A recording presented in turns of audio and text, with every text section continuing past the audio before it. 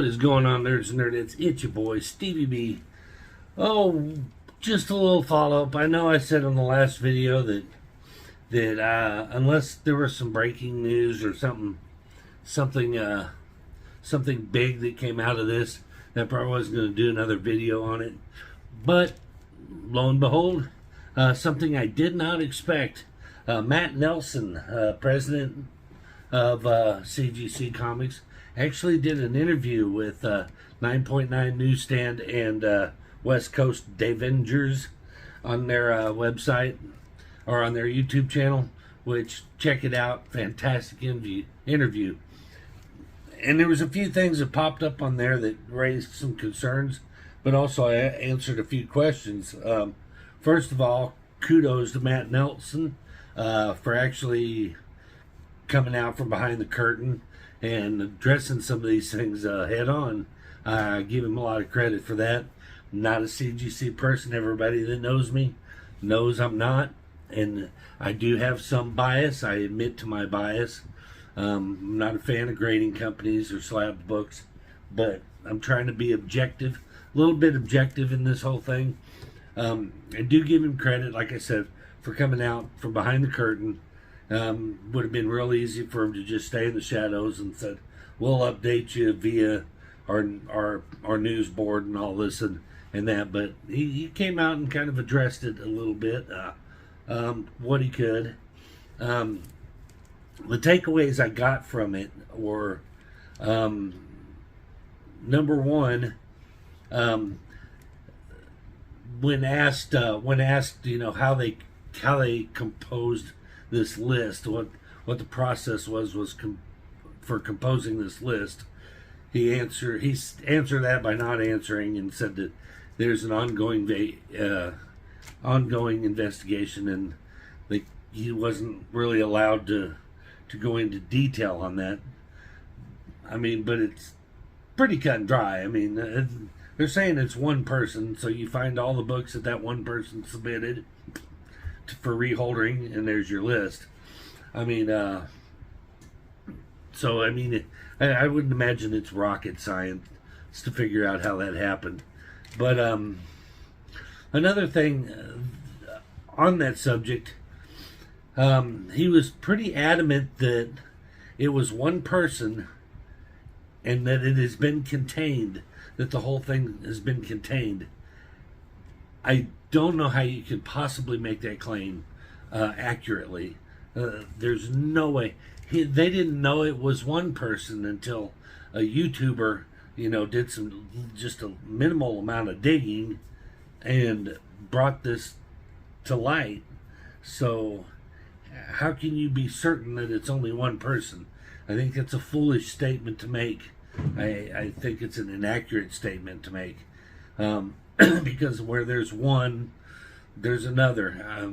This guy is either the smartest person on the planet and the only one bright enough to take advantage of a weakness in CGC's processes, or they're just not willing to admit that there's more.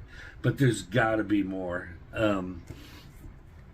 He did say he was certain that there was no inside, there was no CGC employee involved. I kind of believe that. I wouldn't. It doesn't seem like an inside job to me. I would think that person on the inside would probably have been caught over the course of several years. Another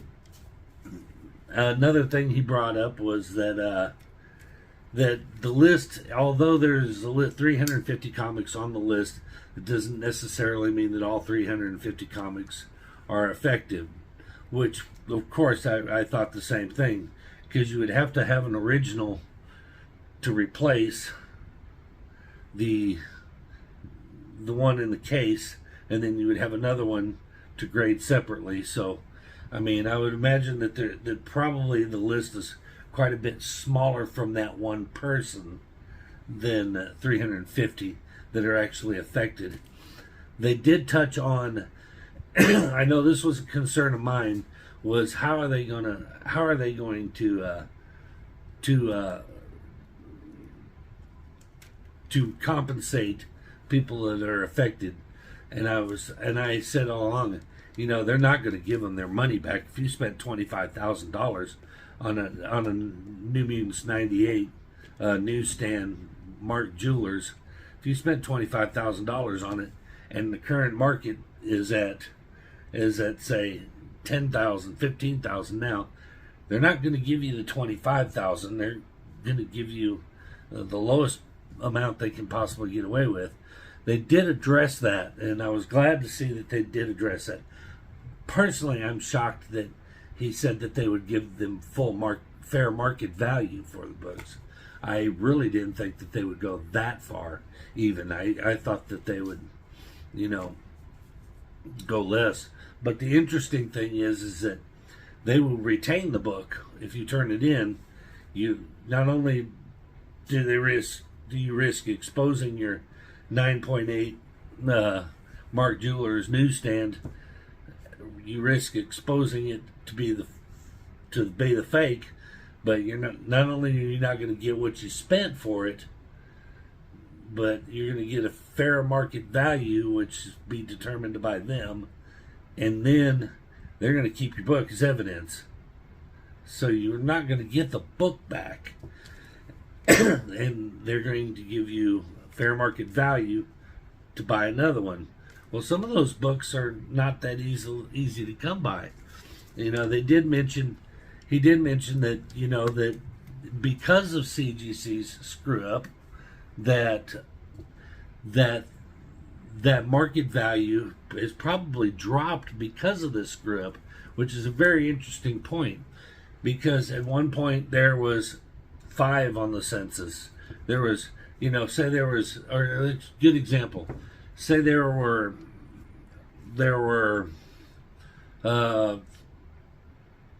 300 9.8 newsstand ASM 300s, and this guy submitted 107 of them and got them reholdered, and that shows that now of those 200 that are on there, half of them are suspect.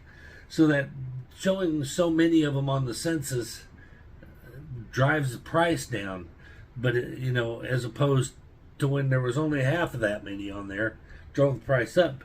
So they could single-handedly be responsible for the price dip at which they're recouping people's losses at. Meaning, if you bought that for 15, 20,000 and it's shrunk down to 10,000 because of the market manipulation caused by introducing 100 more 9/8s into the market, that caused the market to dip on that product. So they could effectively be the reason why the market dipped. So you screwed people out of what they paid for it, and then you screwed people out of what they paid for it. You give them roughly half of what they paid for it, so they've lost that investment, and then you keep their book as evidence, and then they lose the book and send you out there on your way to try to pick up another copy. So I'm not a big fan of that. And then let's see, what else was it? Oh, and they also asked, what have they done to improve the cases or to ensure that something like this doesn't happen again?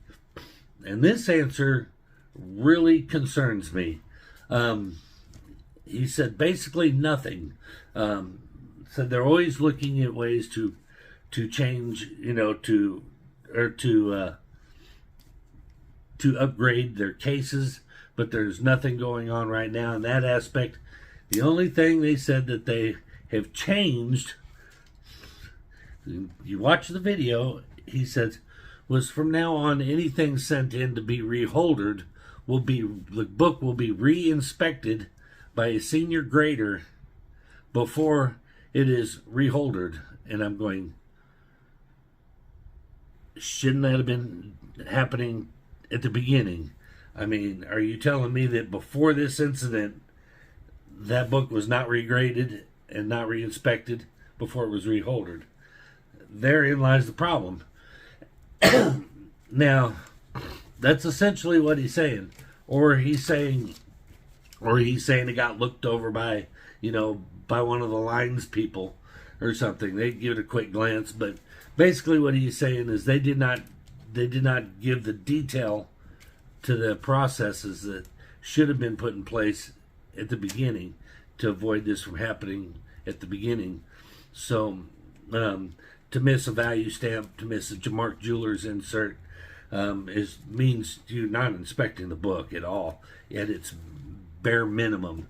So, at least with this whole incident, that has shined a light on that weakness in their process, and they could tighten that up.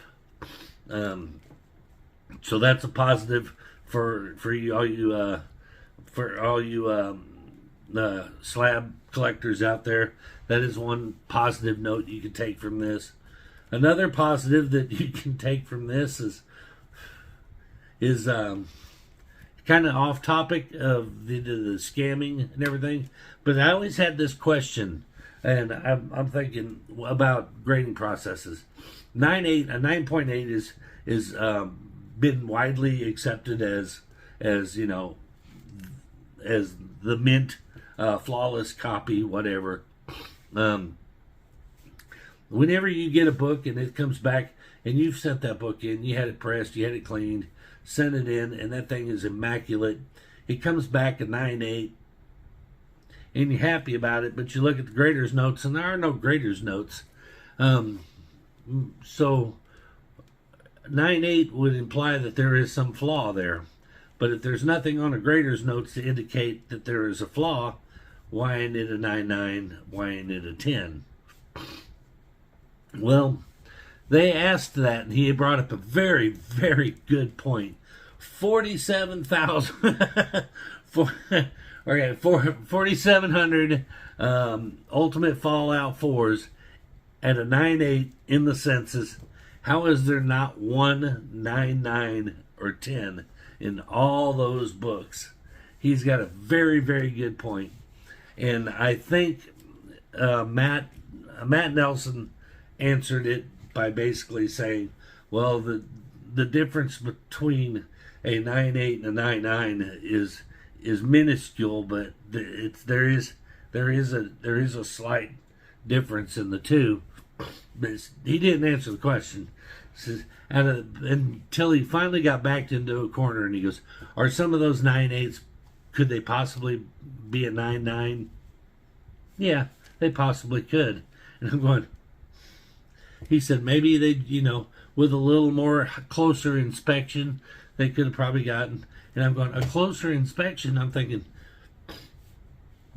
so what? Do you just inspect it to the point where you think this could be a 9.8 and then stop there and not say, but let's see if it qualifies for a 9.9?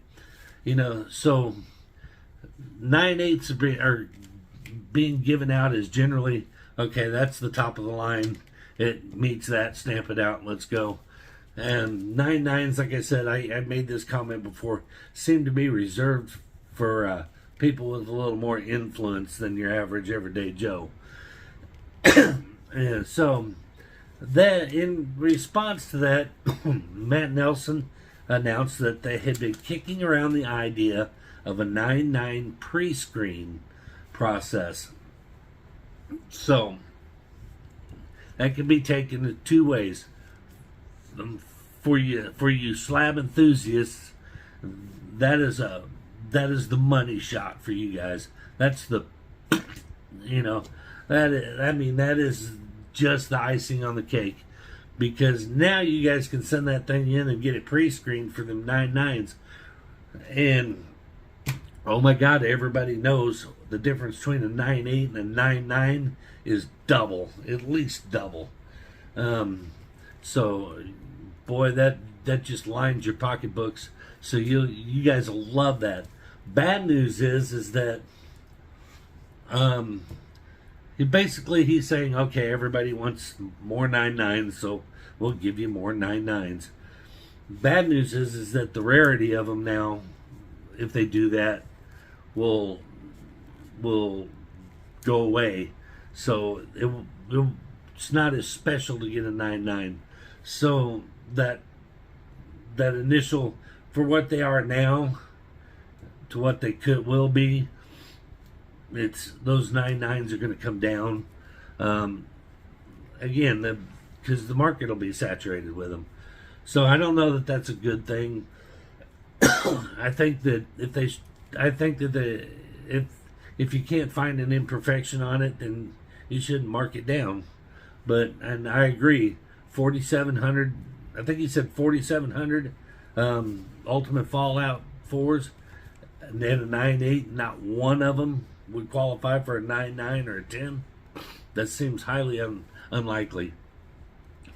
And I'll go on to say that it's because nobody wants to pull the trigger on that and say it's flawless, because there's too much that can come back to haunt you if you do that. So, and I guess he had said in an interview that somebody clipped that a 9.9 can have a color breaking spine tick on it. And I'm going, what?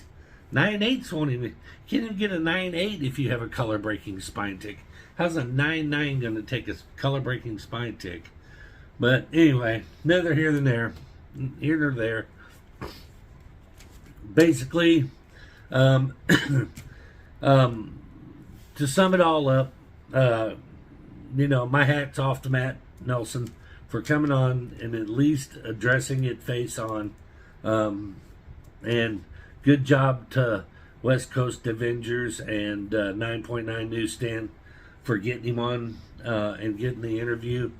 I think that I think all in all, what I took from it was a lot of the same information that we already knew. Just we had to put a face to it.